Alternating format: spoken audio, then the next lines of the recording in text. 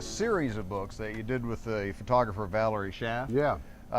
These are great, and Valerie takes pictures of these great animals, whether it's puppies, cats, dogs, pigs, and Roy sort of is the animal whisperer and kind of interprets what their expressions seem to imply. But this had to be a lot of fun. It was. Valerie has a great knack for making eye contact with dogs, and we did cats, and we did barnyard animals. Yeah, yeah. And so then I would just get the pictures and imagine what the dog was thinking. Well, like I said, you are a whisperer, because as soon as you write about it, it becomes clear to me that that's exactly what the dog must be thinking. I don't know how'd you do with pigs. Pretty good? Yeah, pigs are not bad. Pigs are smart. Growing up, we would, of course, put words in the mouth of our pets.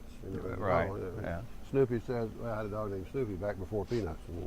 Snoopy says he'd like a little bit of that ham, wouldn't you, Snoopy? So I had practice all my life. Well, actually, it's funny. I wanted to come back and ask you at least one food question. You've been down talking about food at the Key West Literary Seminar, and you and I both grew up in the South, and I'm sure we saw a lot of the same food. What's your take on okra?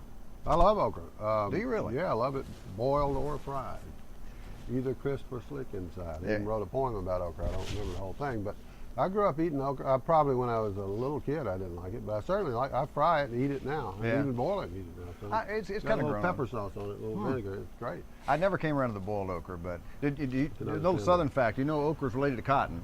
I actually do know that. I do know that. Well, for those of you who don't know, oddly enough, it doesn't look like it. Oddly enough, because cotton is so unslick.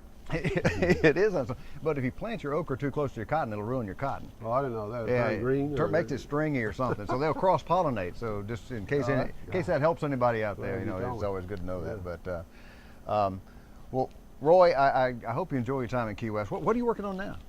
I have a book coming out in May called Alphabet Juice. I had a book called Alphabet Juice that came out in last year, 2 years ago, and the next one is Alphabet Juice. It's all about words and letters and the sounds of words and why the sounds of words are important. Well, I think you're definitely qualified in that topic. Well, thank you. Well, I did want to mention one other thing, though. Your book about the Pittsburgh Steelers, I'm not sure, was that your first book? Yeah, it was. Yeah. I was working at Sports Illustrated.